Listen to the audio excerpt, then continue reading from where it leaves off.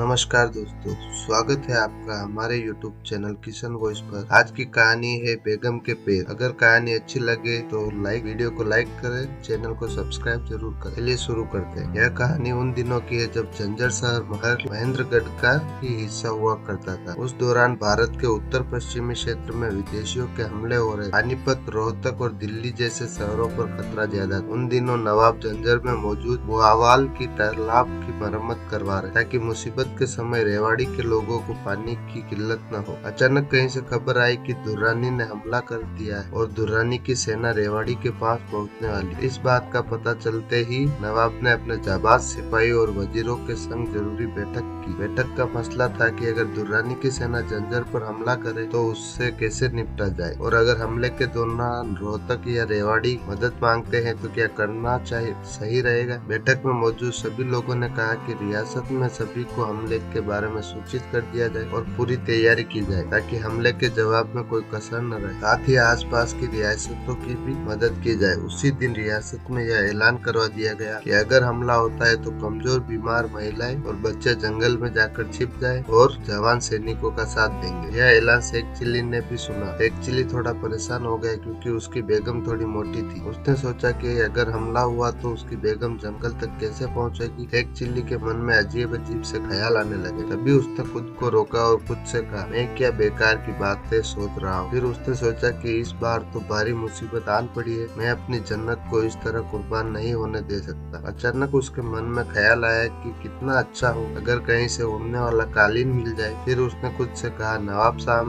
ने तो मुझे घोड़ा दिया, घोड़े की मदद से मैं बेगम की जान बचा सकता, दुर्रानी की सेना हाथ मलती रह जाएगी। तभी उसे ख्याल आया कि आखिर घोड़ा भी तो एक जानवर है, क्या वह मेरी बेगम का बोझ उठा पाएगा। कहीं बीच रास्ते में उसने दम तोड़ दिया, तब क्या हो। अगर उस वक्त बेगम दुश्मनों के हाथ लग गई तो उसकी जान कैसे बचे। माना बेगम के पिता ताकतवर सिपाही थे और अच्छी तलवारबाजी जानते थे, लेकिन बेगम को तो तलवार चलानी नहीं आती। मेरी बेगम को तो बस जुबान चलाना आता है, कम से कम उनमें भी यह कला होती तो आज वो अपनी जान बचा पाते। में शेख चिल्ली को ध्यान आया कि अगर बेगम को तलवार चलानी आती भी हो, तलवार आएगी कहाँ। अब अल्लाह मियां तलवार आसमान से टपका तो नहीं देंगे कि लो शेख चिल्ली की बेगम इससे दुर्रानी की गर्दन काट दे। अगर ऐसा हो भी जाए तो बेगम सच में दुर्रानी की गर्दन काट डालेगी और उस दिन दुर्रानी की सेना में खौफ छा जाएगा। उसके सारे सिपाही मैदान छोड़कर भाग जाएंगे। यह सब होता देख नवाब चौंक जाएंगे और अपनी सेना से पूछेंगे कि आखिर यह चमत्कार किसने किया। तब सेना उन्हें बताएगी कि एक मोटी औरत ने यह कारनामा किया है, उसने दुर्रानी की गर्दन काट दी है। उस मोटी औरत की वजह से ही हम बच पाए। यह सुनकर नवाब बहुत खुश होंगे और उस औरत को पूरे सम्मान के साथ दरबार में लाने का आदेश देंगे। यह भी हो सकता है कि नवाब खुद बेगम की तलाश में निकले, जिस तरह बादशाह अकबर नंगे पांव वैष्णो देवी के दर्शन के लिए निकले। तभी वे बेगम की तलवार को दुर्रानी के खून से लथपथ देखेंगे। नवाब उन्हें देखते ही उनके सजदे में झुकेंगे और सेवा का मौका मांगेंगे। नवाब बेगम को पूरे सम्मान के साथ महल में ले लाएंगे और बेगम के पैरों की धूल को अपने माथे से लगाएंगे। वहाँ मौजूद सभी को बेगम के पैर चूमने के लिए कहेंगे, यहाँ तक कि मुझे भी यह करने के लिए कहा जाए। भला मैं अपनी बेगम के पैर कैसे चूम सकता हूँ, इसलिए मैं साफ मना कर दूंगा। नवाब मुझ पर चिल्लाएंगे लेकिन मैं बार बार मना कर दूंगा। इस पर नवाब गुस्सा हो जाएंगे और सिपाहियों से कहेंगे कि इसे जेल में डालने में धड़ाम से गिरने की आवाज हुई। शेख चिल्ली की आवाज खुली तो उसने देखा कि वह चारपाई से लुढ़क कर नीचे सब्जी काट रही बेगम के पैर में जा गिर पड़ा। उसके गिरते ही बेगम चिल्लाई, अच्छा हुआ किनारे गिरे, वरना तुम्हारी गर्दन शरीर से अलग हो जाती। शेख चिल्ली ने अपना माथा पकड़ लिया। अब उसे